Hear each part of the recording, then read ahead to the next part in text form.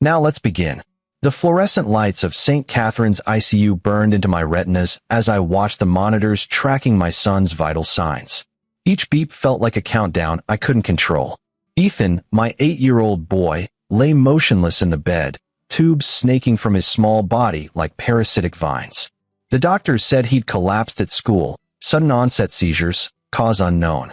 By the time I'd gotten the call from Samantha, the helicopter was already lifting off the elementary school's football field. That was 3 hours ago. 3 hours of watching my son fight for his life while my wife sobbed in my arms, her mascara leaving dark trails down her cheeks. 3 hours of specialists in white coats speaking in hushed tones about neurological events and unexplained symptoms and running more tests. My phone buzzed.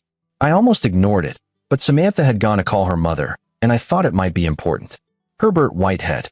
My father-in-law. Family dinner Sunday. Don't be late. I stared at the text message, reading it 3 times to make sure I understood correctly. The man knew we were at the hospital.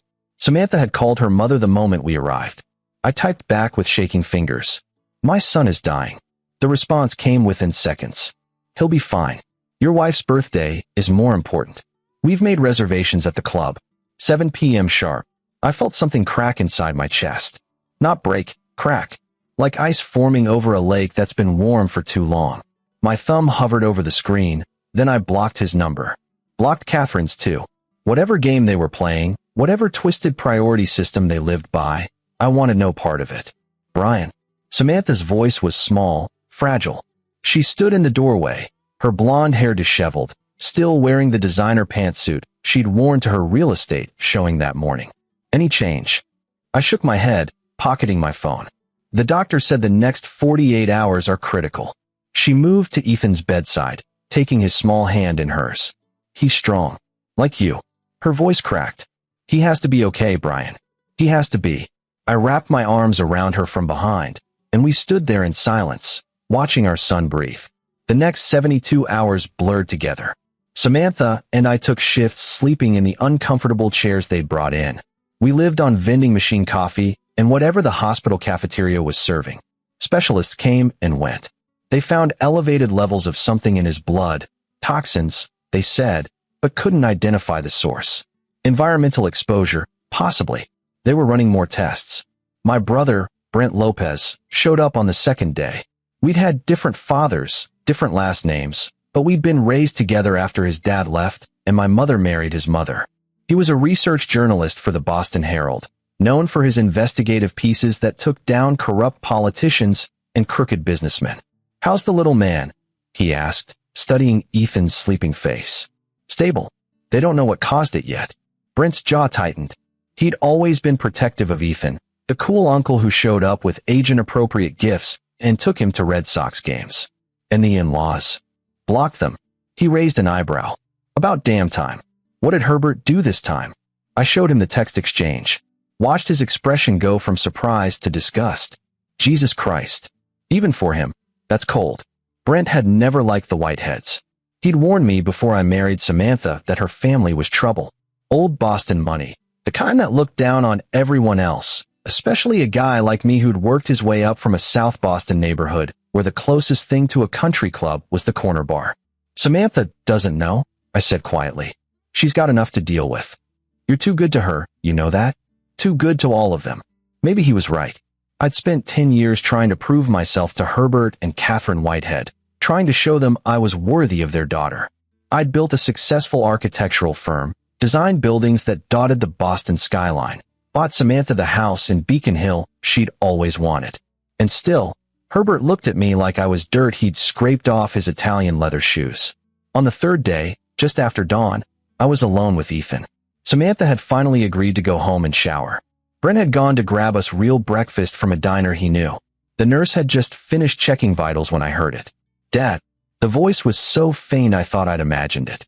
But then Ethan's eyes fluttered open, those green eyes he'd inherited from his mother, and he was looking right at me. Ethan. Oh God, buddy. I pressed the call button frantically while leaning over him. You're okay. You're going to be okay. His small hand gripped mine with surprising strength. Dad, you need to know about Grandpa. Don't talk. Save your strength. The doctors are coming. No. His voice was urgent despite its weakness. You have to know. Grandpa, I saw him. At the factory. What factory? Ethan, you're confused. The pill factory. Near my school. His eyes were wide, frightened. He was there with bad men. They were talking about the medicine. The medicine that makes kids sick. The nurse rushed in, and soon the room filled with doctors. They pushed me aside gently but firmly as they examined Ethan, their voices excited that he'd regained consciousness. But all I could hear was my son's words echoing in my head. The pill factory. Medicine that makes kids sick. There was a pharmaceutical plant about a mile from Ethan's school. I'd driven past it 100 times. MediSource Technologies. I'd never paid much attention to it, but now I needed to know why my father-in-law had been there, and what it had to do with my son lying in a hospital bed. Samantha was overjoyed when she returned to find Ethan awake. The doctors cautiously optimistic. They wanted to keep him for observation, run more tests, but the immediate crisis had passed. I should have felt relieved. Instead, I felt a cold determination settling into my bones. That evening, after Samantha had fallen asleep in the chair next to Ethan's bed, I stepped into the hallway and called Brent. I need you to look into something, I said quietly. MediSource Technologies. The pharmaceutical plant on Route 9. The one by Ethan's school? I could hear the clicking of keys already. Brent was always ready for a story. What am I looking for? Anything connecting it to Herbert Whitehead, and anything about medication that might harm children. The typing stopped. Brian, what did you find out? Ethan said something before the doctors came. About seeing Herbert there with bad men, talking about medicine that makes kids sick. He's 8 years old and just woke up from a coma. I know how it sounds, but look into it anyway. Please. Already on it. The typing resumed. Give me 24 hours. I returned to the room to find Ethan awake again, his eyes tracking me as I entered. Samantha was still asleep. Dad, he whispered. Is Mom okay? She's fine, buddy. Just tired. She's been here the whole time. I'm sorry I scared everyone. I sat on the edge of his bed carefully. You have nothing to be sorry for. Can you tell me more about what you saw? At that factory? His face scrunched up in concentration. It was last week. On Tuesday. We went on a field trip to the Science Museum, remember? But the bus broke down on the way back. We had to wait for another bus, and I walked to the gas station to use the bathroom. That's when I saw Grandpa's car. The black one with the special plates. Herbert's Mercedes. Vanity plates that read WHTHD1. I thought maybe he was getting gas, so I went to say hi. But he was parked behind the building. The factory building. He was talking to two men in suits. They were arguing. Could you hear what they were saying? Ethan nodded. Grandpa was mad. He said something like, I don't care about the side effects. We're behind schedule, and the board won't wait. And one of the other men said, Kids are getting sick, Herbert. If this gets out. But then Grandpa saw me. My blood ran cold. What did he do? He got really quiet. Told the men he'd call them later. Then he came over and asked what I was doing there. I told him about the field trip. He seemed nice, Dad. He bought me a candy bar from the gas station and told me it would be our little secret. That Grandma would be mad if she knew he was eating sugar. A secret? Of course. Did you eat the candy bar? Ethan's face paled. Yeah, right away. It was a Snickers. My favorite. You don't think? No, buddy. No. But I was already thinking it. The unexplained toxins in his blood. The timing. Did Grandpa give you anything else? He had this bottle in his car. Said it was vitamins. That growing boys need vitamins. He gave me 2 pills and watched me take them with water from the gas station. Jesus Christ. Why didn't you tell us? I forgot. I didn't think it was important. And then at school the next day, I started feeling weird. And then, I don't remember much after that. I forced my voice to stay calm. You did good telling me now, Ethan. Real good. But I need you to do something for me. Don't mention this to anyone else yet. Not Mom. Not the doctors. Not until I figure some things out. Can you do that? He nodded solemnly. Is Grandpa in trouble? I don't know yet. But I'm going to find out. I spent that night researching MediSource Technologies on my phone while Samantha and Ethan slept. The company had been founded 15 years ago by a biochemist named Dr. Stanley Beasley and was primarily known for producing generic medications and supplements. On the surface, everything looked legitimate. But there were cracks if you knew where to look. 3 years ago, there'd been a lawsuit. A class action involving a batch of contaminated children's vitamins.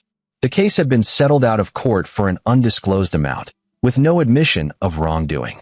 The lawyer who'd represented the plaintiffs was named Matthew Rivera. I made a note to contact him. Then I found something else. Medisource Board of Directors. And there, listed as a non-executive director, Herbert Whitehead. My father-in-law was on the board of the company that had produced contaminated children's vitamins. The same company my son had seen him visiting, arguing about side effects and kids getting sick. The same company whose products had possibly put my son in the ICU. I looked at Ethan, sleeping peacefully now, his small chest rising and falling. Then at Samantha, her face slack with exhaustion. She loved her father despite everything. She made excuses for his coldness, his superiority complex, his casual cruelty. Growing up in that world, she'd been taught that money and status mattered more than kindness or empathy. But she loved our son more than anything. And when she found out what Herbert had done, no, I couldn't tell her. Not yet. Not until I had proof. Not until I had a plan. My phone buzzed. A text from Brent. You need to see this. Coming by in the morning. Don't show Sam. I didn't sleep that night.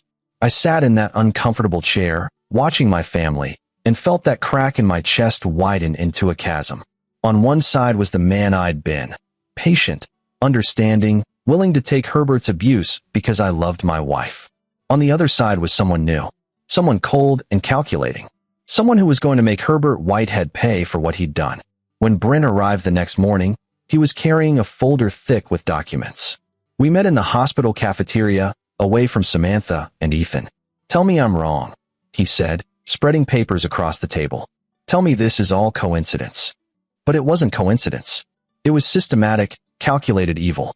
Medisource Technologies had been cutting corners for years, using substandard ingredients in their supplements and medications, falsifying safety reports, bribing FDA inspectors. And Herbert Whitehead, as a board member, had not only known about it, he'd championed it. Brent had found emails, memos, internal documents from his sources. They've been poisoning kids for profit, Brent said, his voice shaking with rage.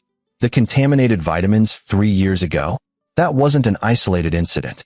It's been happening regularly. They pay off the families, bury the stories, and keep producing their garbage. And Herbert?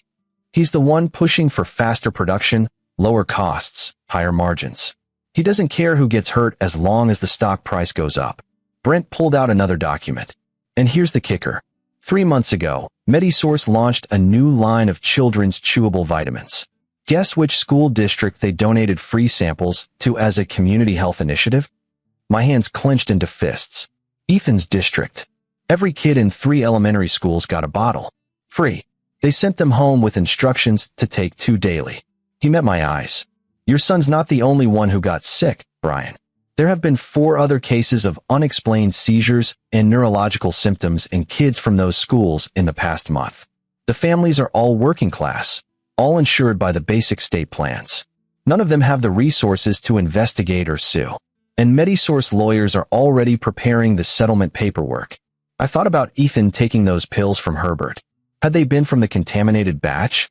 Or was my father-in-law testing something even worse on his own grandson? I need you to hold this story, I said quietly. Brent stared at me. What? Brian, this is huge. Kids are being hurt. I need to. I know. And you will. But not yet. I met his eyes. Herbert Whitehead doesn't just get to lose his reputation and maybe serve some cushy white-collar sentence. He tried to kill my son, Brent. My son. He poisoned him, and then told me a birthday party was more important than his life. What are you planning? I don't know yet, but I need time to figure it out. Can you give me that? Brent studied me for a long moment. Then he nodded slowly. 2 weeks. That's all I can sit on this. After that, I'm running the story with or without you. That's all I need. Ethan was discharged 4 days later with a clean bill of health. The doctors still couldn't explain what had caused his symptoms, but all his tests were coming back normal now. They attributed it to some kind of environmental toxin that had worked its way out of his system. They prescribed monitoring and follow-up appointments, but said he could go home. Samantha was ecstatic. She wanted to celebrate, to have a family dinner, and she wanted to reconcile with her parents. I know my father can be difficult, she said as we drove home, Ethan asleep in the back seat. But he's still my father, Brian. And he's Ethan's grandfather. We can't just cut them out of our lives over a text message. It wasn't just a text message, Sam. I know it was insensitive. I know his timing was terrible. But that's just how he is. He doesn't know how to express emotion properly. You know his childhood was difficult. His childhood doesn't excuse him treating our son's life as less important than a dinner reservation. She was quiet for a moment. What if we invited them over? Here, to our house. That way it's on our terms. And they can see Ethan is okay. I think my father was probably just scared, Brian. Scared of losing Ethan. So he pretended it wasn't serious because that's how he copes. I wanted to tell her the truth. Wanted to show her the documents Brent had found. Tell her about the contaminated vitamins and the poisoned children and her father's role in all of it. But she looked so hopeful, so eager to believe the best of Herbert despite everything. Okay, I said finally. But just dinner. And the first time he's rude or dismissive, they leave. She kissed my cheek. Thank you. You're a good man, Brian Hale. I didn't feel like a good man. I felt like a man planning something dark and irreversible. But I smiled and squeezed her hand and drove us home to our beautiful house in Beacon Hill, the one I'd bought to prove I was good enough for her. That evening, after Ethan was tucked into bed, I went down to my home office and opened my laptop. I'd spent the past few days thinking, planning. Herbert Whitehead was wealthy, connected, and protected by lawyers and privilege. A man like him didn't go down easy. But every man had weaknesses, and I was going to find all of Herbert's. I started making a list. Everyone he did business with. Every board he sat on. Every club he belonged to. The Whitehead's world was small and insular, built on reputation and old money and carefully maintained appearances. That was going to be his downfall. Because when you build your entire life on appearances, the truth becomes your greatest enemy. I opened a secure email account and drafted a message to Matthew Rivera, the lawyer who'd handled the class action against Medisource. Then I sent similar messages to 3 other attorneys who'd represented families in medical malpractice cases against pharmaceutical companies. I wasn't a lawyer. I wasn't an investigator. But I was an architect. I knew how to build things from the ground up, how to make sure every piece supported the whole structure. And I was going to build a case against Herbert Whitehead that would destroy him completely. The dinner with the Whiteheads was scheduled for Sunday evening. Exactly 1 week after Herbert's text message. Samantha spent all day cooking, making Herbert's favorite dishes, setting the dining room table with her grandmother's china. She wanted everything perfect. I wanted everything documented. Before they arrived, I placed my phone in the built-in bookshelf near the dining table, camera aimed at Herbert's usual seat, set to record. I wasn't sure what I'd capture, but I'd learned in my years designing buildings that you always wanted a record of the foundation before you started construction. Herbert and Catherine arrived exactly on time, which for them meant 15 minutes late, fashionable tardiness for people who considered punctuality a middle-class concern. Catherine swept in wearing Chanel and diamonds. Herbert in a cashmere blazer that probably cost more than my first car. Samantha, darling. Catherine air-kissed her daughter. You look tired. I've been at the hospital all week, Mother. Yes, well, children are so resilient. I'm sure it was all very dramatic, but he's fine now, isn't he? I watched Herbert, waiting for an apology, an acknowledgement, anything. He simply poured himself a scotch from our bar without asking and settled into his usual armchair. Brian, he said, not looking at me. I trust your latest project is on schedule, the waterfront development. So we were just going to pretend. Pretend he hadn't dismissed his grandson's life-threatening emergency. Pretend everything was normal. On schedule and under budget. I said evenly. Good. Wouldn't want to disappoint the investors.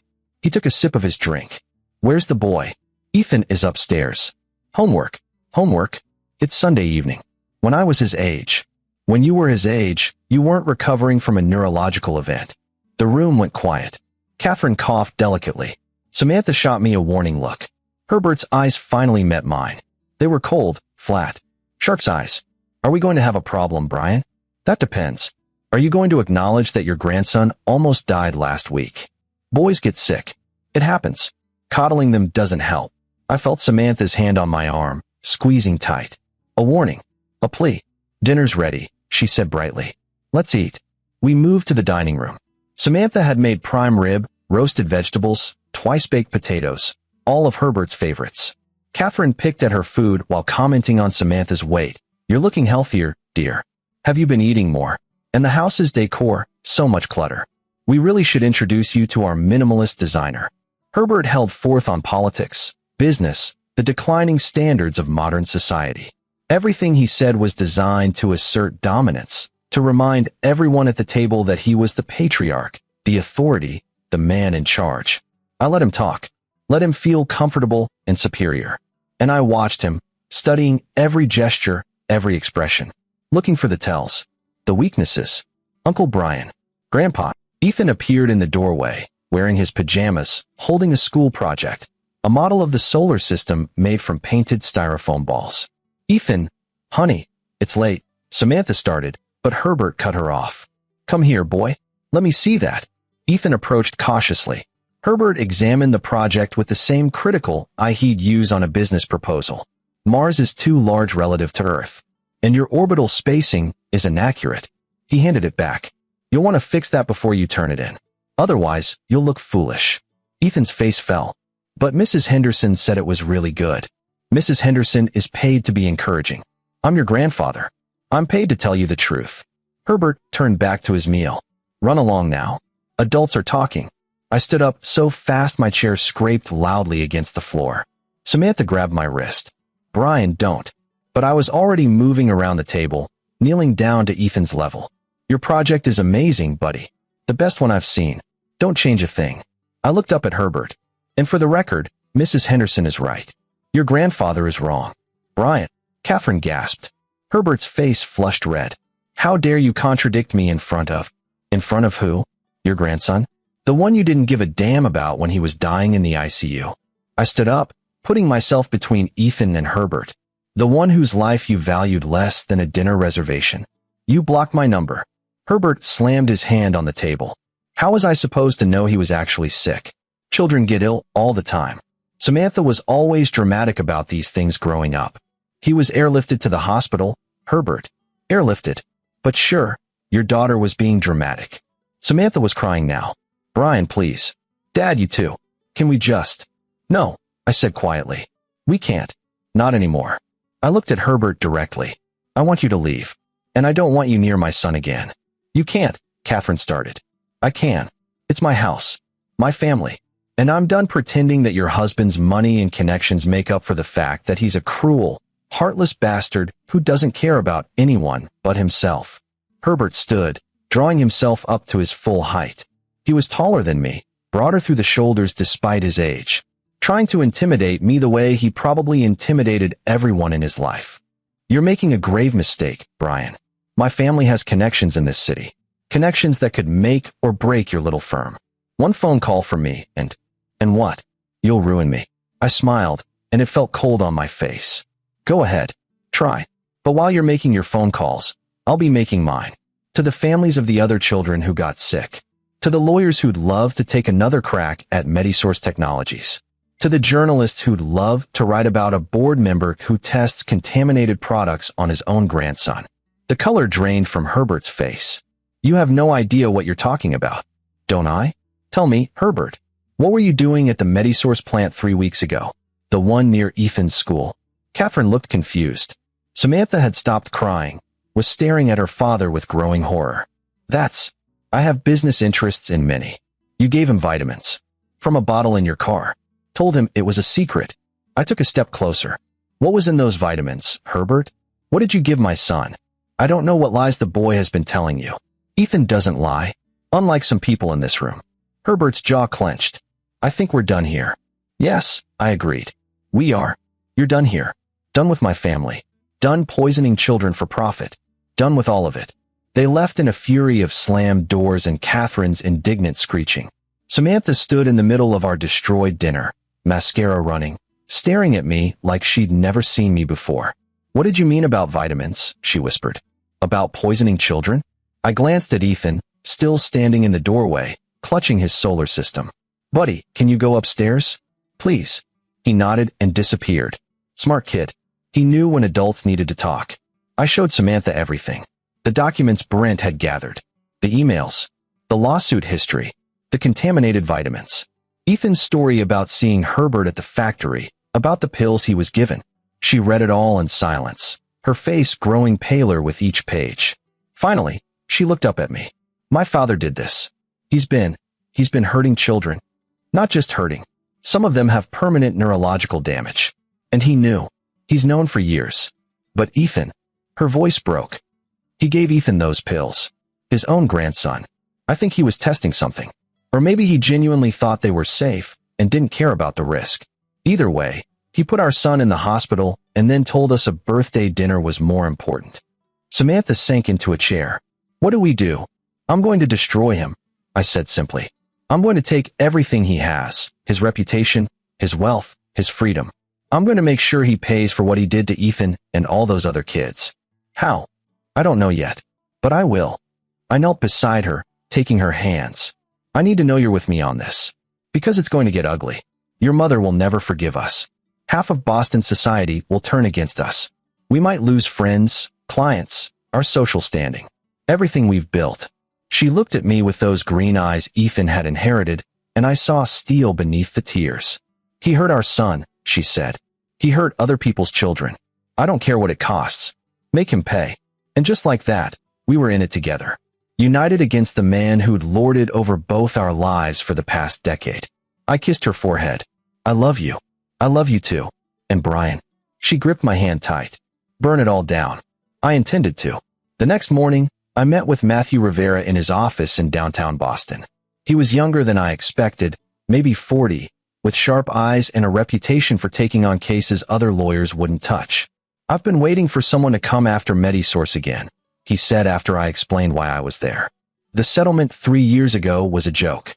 The families got pennies compared to what their kids suffered. But Whitehead and his cronies have deep pockets for legal defense. What if you had inside information? Documentation of their corruption? Rivera leaned forward. What kind of documentation? I spread out copies of everything Brent had found. Rivera's eyes widened as he read, his fingers drumming on the desk. This is criminal conspiracy, wire fraud, racketeering. The FDA violations alone could put half their board in prison. He looked up at me. How did you get this? My brother's an investigative journalist. He has sources. Can he testify? If it comes to that. Rivera was quiet for a moment. Mr. Hale, I need to be straight with you. Going after someone like Herbert Whitehead is a war. He'll come at you with everything. Private investigators digging into your past. Lawyers filing nuisance suits. He'll try to destroy you financially, professionally, personally. I know. And it could take years. Class action lawsuits move slowly. Even with this evidence, he could tie it up in appeals forever. I don't need it to be fast. I just need it to be thorough. Rivera smiled. Then we're going to get along just fine. I'll start reaching out to the families. Build the plaintiff list. With this documentation, we can file within a month. He paused. But I should warn you. The moment we file, this becomes public. Your father-in-law will know it came from you. Good, I said. I want him to know. While Rivera worked on the legal angle, I worked on the social one. Herbert Whitehead's power wasn't just in his money. It was in his connections. The clubs he belonged to, the boards he sat on, the charity galas he attended. He'd built his reputation over decades, carefully crafting an image of respectability and civic duty. I was going to dismantle that image piece by piece. I started with the Beacon Hill Society, a charity organization both Herbert and I were members of. I joined reluctantly at Samantha's urging, attended the quarterly meetings, written checks for their causes. I'd never paid much attention to the politics. Now I did. The president was a woman named Diane Dalton, old money like the Whiteheads, but with actual principles. She ran a foundation for children's health and safety. When I showed her the documents about Medisource, about the contaminated vitamins and the sick children, she went pale. Herbert Whitehead is on our board, she said quietly. We've been accepting donations from Medisource for 3 years, using their products in our care packages for low-income families. How many packages have you distributed? Thousands. We looked at each other, the implications settling like lead in the air. I need to call an emergency board meeting, Diane said. This is unconscionable. Wait. I leaned forward. Don't tip your hand yet. Keep accepting his donations. Keep him thinking everything is normal. But document everything. Every interaction, every donation, every product they've given you. When this goes public, you're going to need to show that you acted in good faith. You're protecting the society. I'm protecting the children you serve. When Herbert goes down, Medisource goes with him. The lawsuit will destroy the company. You need to have your response ready, how you'll replace those products, how you'll support any families who were affected. Be the hero of the story, not another victim. Diane studied me. You've thought this through. I've thought about nothing else for 2 weeks. She nodded slowly. What do you need from me? For now? Nothing. Just be ready. When the time comes, I'll need you to make a public statement condemning Herbert and cutting all ties with Medisource. Your voice carries weight in this city. Other organizations will follow your lead. You're isolating him. I'm showing everyone who he really is. The pieces fell into place over the next month. Rivera filed the class action lawsuit with 17 families as plaintiffs. The documents went public. Within hours, every news outlet in Boston was running the story. Medisource board member accused of knowingly distributing contaminated vitamins to children. Brent's investigative piece ran the same day, diving deep into Herbert's emails and the company's pattern of fraud. It was nominated for a Pulitzer within a week. Herbert's world began to crack. The Beacon Hill Society expelled him. 3 other charitable boards followed suit. His country club membership was suspended pending investigation. Business partners started distancing themselves. The phone calls stopped. The dinner invitations dried up. Catherine called Samantha crying, begging her to talk to me, to make this stop. Samantha hung up on her. But Herbert himself stayed silent. No public statements, no denial. His lawyers issued a standard response. Mr. Whitehead denies all allegations and looks forward to clearing his name in court. He was digging in, preparing for war. Good. So was I? I'd been documenting everything, building a timeline of Herbert's involvement with Medisource. And I'd found something interesting. A pattern of stock transactions. Herbert had been selling off his Medisource shares incrementally over the past 6 months, always just under the reporting threshold that would trigger SEC scrutiny. He'd known something was coming. Had been quietly extracting his money while leaving other board members and investors exposed. I sent the trading records to the SEC's enforcement division with an anonymous tip. Let them dig into possible insider trading. Then I found the property records. Medisource owned a storage facility in Worcester. According to the company's public filings, it was used for archival storage of old records. According to the photographs my private investigator took, it was full of products. Pallets of vitamins and supplements that should have been destroyed years ago. Products that had failed quality control, been recalled, or simply expired. Products that kept mysteriously reappearing in low-income communities through charity initiatives. I sent those photographs to the FDA. Herbert's cracks became fissures. The SEC launched an investigation. The FDA raided the Worcester facility. More families came forward with sick children. The plaintiff list in Rivera's lawsuit grew to 43. And through it all, I went to work, designed buildings, attended Ethan's soccer games, had dinner with my wife, lived my normal life while methodically destroying my father-in-law's. Samantha asked me once if I felt guilty. No, I told her honestly. I feel patient. Because the best revenge wasn't fast. It was thorough. 3 months after the lawsuit was filed, Herbert showed up at my office. My secretary, Tiffany Parker, buzzed me. Mr. Hale? Herbert Whitehead is here to see you. He doesn't have an appointment. I'd known this moment would come. Eventually, Herbert would stop hiding behind lawyers and accountants. Eventually, he'd confront me directly. Send him in. Herbert entered my office looking older than I'd ever seen him. His hair, usually immaculately styled, was disheveled. His expensive suit hung slightly loose, like he'd lost weight. The arrogance was still there, but it was frayed around the edges. Brian. He didn't sit, didn't offer a handshake. We need to talk. I have nothing to say to you. Then listen. He moved to the window, looking out at the Boston skyline. You're destroying me. You know that. Yes. The lawsuit, the investigations, the media circus. My reputation is ruined. My business partners won't return my calls. Catherine and I have been disinvited from events we've attended for 30 years. He turned to face me. Are you satisfied? Not even close. His jaw clenched. What do you want? Money? I'll write you a check right now. Name your price. You think this is about money? Everything is about money, Brian. You of all people should know that. You spent 10 years trying to prove you could run with my crowd, buy the right houses, wear the right clothes. Don't pretend you're above it. I'm not above it, I agreed. But this isn't about money. It's about my son. It's about the other 43 children you poisoned. It's about you standing in my dining room and telling me Ethan's life mattered less than a birthday reservation. I made a mistake. You made a choice. You chose profit over safety, over children's lives, over your own grandson. I stood, facing him across my desk. And then when your choice put him in the ICU, you chose your pride over his life. I didn't know the vitamins would hurt him. I thought. You thought what? That the contamination reports were exaggerated? That the side effects wouldn't affect your family? Or did you just not care because the lawsuits were cheaper than recalling the products? Herbert's face flushed. You self-righteous little.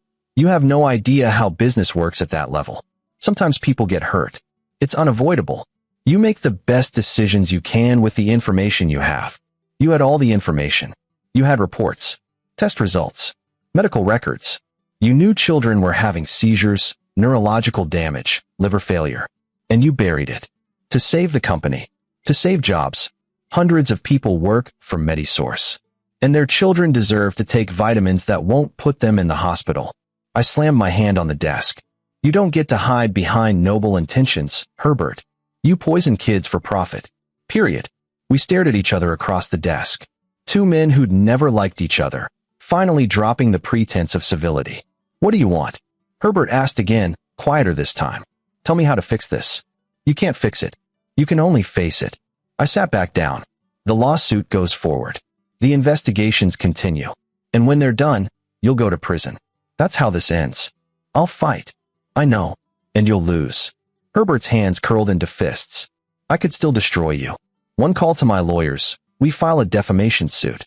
Based on what? Documented evidence of your crimes? Good luck with that.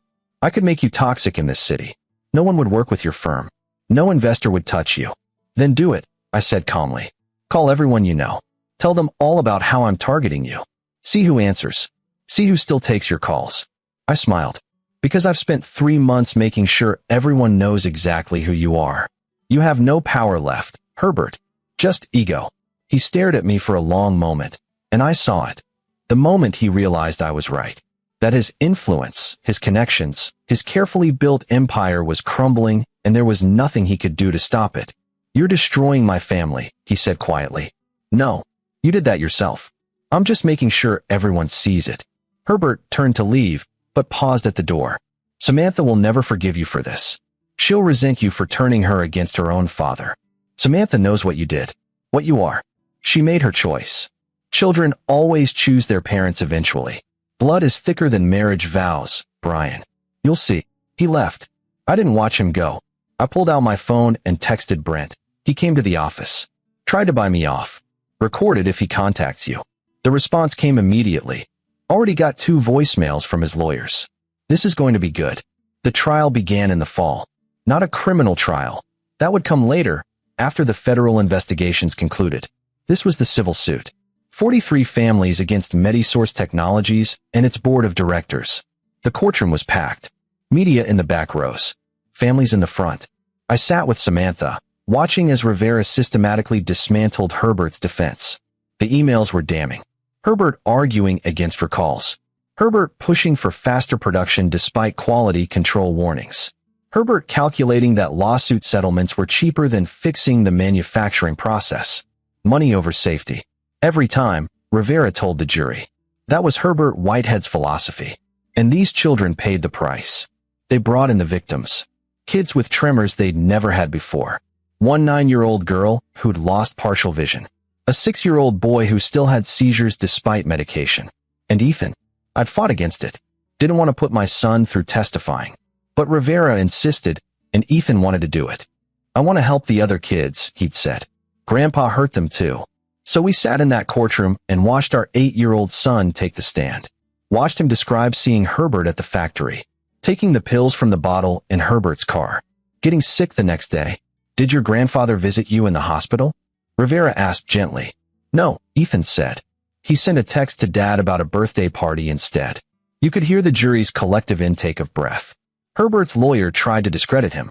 Isn't it true you don't really remember much about being sick? That you were confused? I remember Grandpa giving me pills. I remember him saying it was our secret. I remember getting sick. Ethan looked directly at Herbert, sitting at the defense table. And I remember Dad staying with me the whole time while Grandpa didn't care if I died. The judge called a recess. Samantha took Ethan out of the courtroom while I stayed. watching Herbert lean over to whisper furiously to his lawyer. In the hallway, I found Catherine Whitehead waiting. She looked older too, brittle and fragile in her designer suit. "I hope you're happy," she said. "You've destroyed our family." "Herbert destroyed your family. I'm just holding him accountable. He made mistakes. We all make mistakes.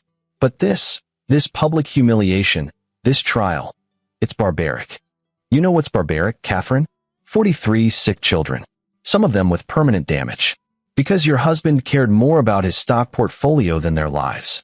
The company's lawyers said those reports were inconclusive. The company's lawyers lied. And you know it. I stepped closer. "How many charity events have you attended? How many galas for children's hospitals? And all that time, your husband was poisoning the exact children you claimed to care about." Her hand cracked across my face before I saw it coming. The slap echoed in the marble hallway. "Don't you dare judge me," she hissed. "You, with your working-class background and your precious moral superiority. You never belonged in our world. Samantha deserved better than you. Maybe, but Ethan deserved better than Herbert. And so did all those other kids." Security guards appeared, drawn by the commotion. Catherine swept past them, her heels clicking sharply on the marble. I touched my stinging cheek and smiled. Even she was cracking. The jury deliberated for 6 hours. When they returned, the verdict was unanimous. Guilty on all counts. Negligence, reckless endangerment, willful violation of safety standards. The damages were staggering. $200 million to be split among the plaintiffs. Plus punitive damages. Plus legal fees. Medisource Technologies filed for bankruptcy within a week. Herbert Whitehead's net worth, carefully built over decades, evaporated. The stock was worthless. The company assets were liquidated. His personal holdings, tied up in guarantees for the company's debts, were seized. The house in Beacon Hill, the one Catherine had inherited from her grandmother, went on the market. The Martha's Vineyard estate followed. The art collection, the cars, everything. And then the criminal charges came. Wire fraud, conspiracy, securities fraud, the FDA violations, the SEC insider trading case. Herbert Whitehead, pillar of Boston society, was indicted on 37 federal counts. I watched the news coverage with Samantha, her head on my shoulder, as reporters detailed the fall of a man who'd thought himself untouchable. "Do you think he'll go to prison?" she asked. "Yes." "Good." The sentencing hearing was in February, almost a year after Ethan's hospitalization. Herbert had taken a plea deal, 20 years in federal prison in exchange for testimony against the other Medisource executives. 20 years. He was 72. He'd die in prison. I attended the hearing with Samantha. We sat in the gallery while Herbert, wearing an orange jumpsuit instead of cashmere, stood before the judge. The families were allowed to make statements. One by one, they stood and described what Herbert's greed had cost them. Medical bills, permanent disabilities, lost childhoods. Then it was my turn. I stood, looking directly at Herbert. He didn't meet my eyes. "My son almost died," I said simply. "Not because of an accident, not because of bad luck, but because this man, his own grandfather, valued profit over his life. And when my son was fighting for his life in the ICU, this man texted me to say a birthday dinner was more important." I paused, letting that sink in. But my son survived. He's strong and healthy and smart. He's got his whole life ahead of him. And every milestone he reaches, every success he achieves, every moment of happiness he experiences will be something Herbert Whitehead will never see. Because he'll be in prison, alone, stripped of everything he thought made him important. I looked at the judge. "That's not revenge, Your Honor. That's justice." The judge nodded gravely, then delivered the sentence. 20 years. No parole. Herbert was led away in handcuffs. Catherine sobbed in the front row. And I felt nothing. No triumph. No satisfaction. Just a quiet sense that the scales had finally balanced. Outside the courthouse, reporters mobbed us. Cameras flashing, microphones thrust in our faces. "Mr. Hale, how does it feel to see your father-in-law sentenced?" "Like I can finally breathe," I said. "Will you reconcile with the Whitehead family?" "No. My family is my wife and son. Anyone who prioritizes appearances over children's safety isn't family. What's next for you?" I looked at Samantha, then at Ethan, waiting with Brent by the car. "Next, I'm going to take my son for ice cream and tell him how proud I am of his courage. The rest of the world can sort itself out. Life didn't immediately return to normal. There were still depositions, appeals, media requests. Catherine tried to reach out several times, wanting Samantha to visit Herbert in prison. Samantha blocked her number. My firm weathered some initial backlash from clients who'd been friends with the Whiteheads, but it passed. Turns out, most people don't want to be associated with a man who poisoned children. New clients came, drawn by the publicity, by the story of a father who'd fought back. The other families from the lawsuit started a support group. Monthly meetings where the kids could play together, where the parents could share resources and healing. Samantha and I attended regularly. Ethan made friends with kids who'd been through what he had. Brent won his Pulitzer. Used the prize money to fund an investigative nonprofit focused on corporate accountability. Asked me to sit on the board. I said yes. And slowly, month by month, we rebuilt. Not the life we'd had before, trying to fit into Herbert's world, seeking approval we'd never get. A different life. Better. 6 months after Herbert's sentencing, we were at Ethan's soccer game. He'd made the select team, was playing midfield with the same determination he'd shown in that hospital room when he opened his eyes and told me about his grandfather. Samantha squeezed my hand as Ethan scored, his teammates mobbing him in celebration. "I'm glad we destroyed him," she said quietly. "Does that make me a bad person?" "No," I said. "It makes you a good mother." I keep thinking about what he said, that I'd resent you for turning me against my father. "Do you?" She looked at me, those green eyes clear and certain. "He turned me against himself the moment he chose a dinner party over his grandson's life. You just showed me who he really was." We watched Ethan run back to position, waving at us from the field.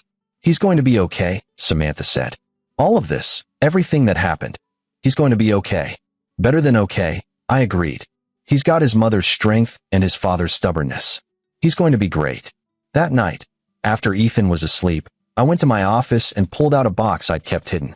Inside were copies of everything: the documents, the emails, the photographs. The complete record of Herbert Whitehead's crimes and my campaign to expose them. I'd considered burning it all, moving on completely, but something made me hesitate. Then I understood. This wasn't about Herbert anymore. It was a blueprint, a record of how to fight back when powerful people think they're untouchable, how to dismantle an empire built on cruelty piece by careful piece. I labeled the box and put it in the safe in my office. Maybe someday, someone else would need it. Some other father facing some other Herbert Whitehead. And they'd know, you can fight back. You can win. Not through violence. Not through matching their cruelty. But through patience, documentation, and the systematic application of truth. That's how you destroy a monster. Not in one dramatic confrontation, but in 1,000 small cuts that bleed them dry. I closed the safe and went upstairs to my wife and son, to the life we'd built from the ashes of Herbert's empire. And I slept well that night, knowing that somewhere in a federal prison, Herbert Whitehead was learning that the boy from South Boston he'd looked down on for 10 years had taught him the most important lesson of his life. Never underestimate a father protecting his son. This is where our story comes to an end. Share your thoughts in the comments section. Thanks for your time. If you enjoy this story, please subscribe to this channel. Click on the video you see on the screen, and I will see you there.